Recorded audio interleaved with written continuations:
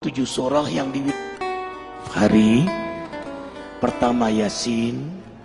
Yasin itu menghidupkan hati. Jadi kalau setiap hari kita baca Yasin, Qalbul Quran, hati kita hidup dengan nur hidayah Allah.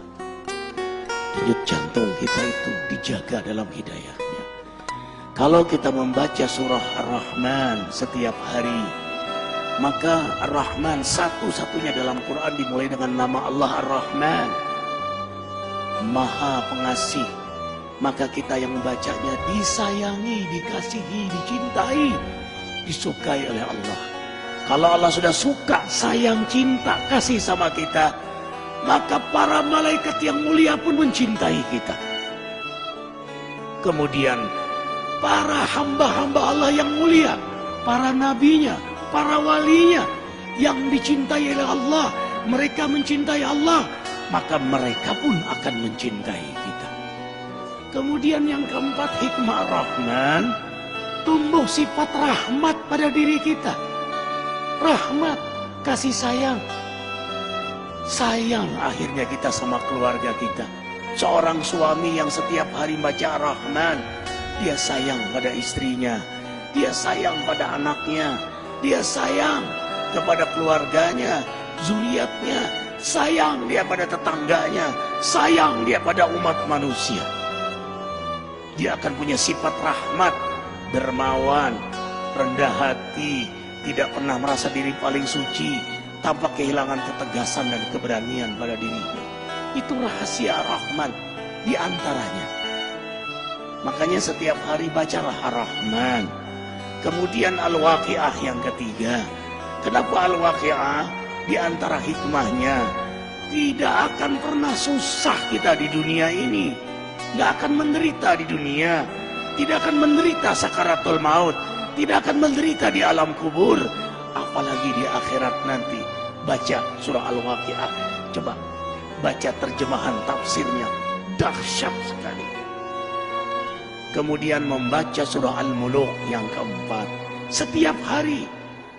Tabarakalladzi biyadihil muluk. Kalau kita setiap hari membaca surah Al-Muluk, apapun yang kita lakukan, yang Allah amanahkan pada diri kita, siapapun yang dekat dengan kita, diberkahi oleh Allah. Dahsyat surah Al-Muluk itu. Kita punya rezeki, berkah. Kita punya sehat, berkah. Kita sakit, sakit kita berkah. Membuat kita dekat kepada Allah. Kita punya rumah tangga berkah. Kita punya pekerjaan, pekerjaan kita berkah. Seorang juru dakwah yang setiap hari membaca surah Al-Muluk, dakwahnya berkah, jamaahnya berkah. Arifin ketika mengunjungi satu pesantren di Cianjur, apa kata Pak Kiai, kata ajengan itu, Ustadz Arifin, carilah sahabat, carilah guru yang setiap hari dia membaca surah Al-Muluk. Kenapa ajengan? Kau pun akan berkah karena bersahabat dengannya. Subhanallah. Allahu Akbar. Bayangkan kalau suami membaca surah Al-Muluk, istri membaca surah Al-Muluk, anak baca surah Al-Muluk. Hari ini kita ribuan membaca surah Al-Muluk. Gimana nggak berkah majelis ini? Gimana nggak berkah ikhwah semuanya? Kemudian membaca surah Al-Jin, tidak diganggu oleh jin. Mereka yang setiap hari mewiridkan surah jin dan dikenal oleh jin-jin muslim. Kemudian membaca surah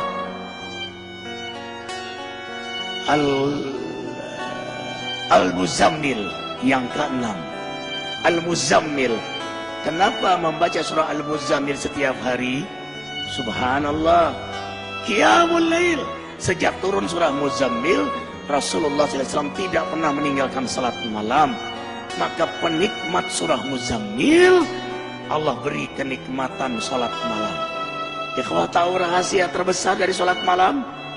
Kalau kita sudah nikmat salat malam, nikmat garis bawahi, nikmat salat malam, mau tidur saja senang, nanti malam hamba menghadapmu ya Allah.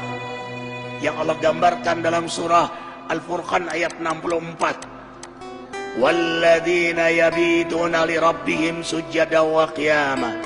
hamba-hamba yang beriman itu senang sekali begadang malam karena menikmati lama sujud dan berdiri di hadapan Allah. Perhatikan surah Muzammil ayat 6. Inna nasyi'atal lail hiya asyaddu wat'a wa qila. Sesungguhnya bangun di tengah malam lebih tepat untuk khusyuk dan bacaan kala itu sungguh sangat mengesankan. Lebih tepat untuk khusyuk, lebih tepat untuk nikmat, lebih tepat untuk bermesraan, berdialog, berdoa kepada Allah Jalla Jalaluhu. Subhanallah. Perhatikan surah Muzammil. Inna rabbaka ya'lamu annaka taqumu adna min thulathil lail wa nisfahu wa thuluthahu wa ta'ifatu min alladhina ma'ak wallahu yuqaddiru al-laila wan nahar alima an lan tuhsuhu wa taba 'alaikum faqra'u ma tayassara minal Qur'an. Imani ayat ini, antum tidak akan meninggalkan salat malam lagi.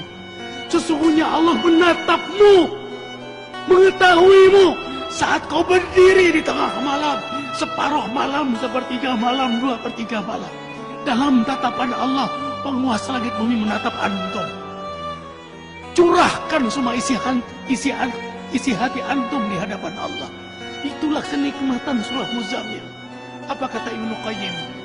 Kau dapat nikmat salat malam, separuh surga sudah kau dapatkan. Dunia ini separuh surga bagi penikmat salat malam. Para nabi, para aulia, salafus soleh, mereka penikmat salat malam. Rumah tangga akan bahagia, rezeki akan berkah. Semua urusan antum ma'unah dalam pertolongan Allah. Kuncinya ada pada salat malam. Anna syarafal mu'min qiyamuhu bil-lail. Kemuliaan seorang mukmin itu ada pada salat malamnya. Allah muliakan antum dunia akhirat. Seorang suami yang salat malam mulia di hadapan istrinya. Seorang istri yang salat malam mulia di hadapan suaminya. Seorang ayah, ibu yang salat malam, orang tua yang salat malam mulia di hadapan anak-anaknya. Seorang guru penegak salat malam akan mulia di hadapan jamaahnya. Walau jamaahnya tidak tahu, tapi ada haibah jalaliyah Allah berikan pada dia. Kalau dia berdoa mustajab, kalau dia bicara hikmah. Kemudian yang terakhir, kenapa kita baca surah Al-Fajr? Setiap hari azamkan diri membaca surah Al-Fajr. Karena pada akhirnya innamal a'mal bil khawatim. Amal itu bagaimana akhirnya?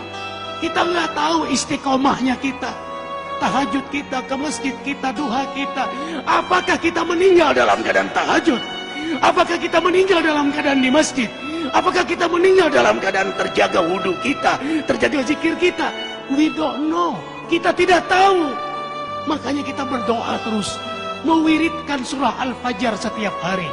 Karena yang paling kita incar, inilah akhir dari perjalanan hidup yang paling kita rindukan.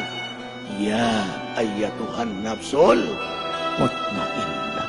Allah panggil, hai jiwa yang mutmainnah.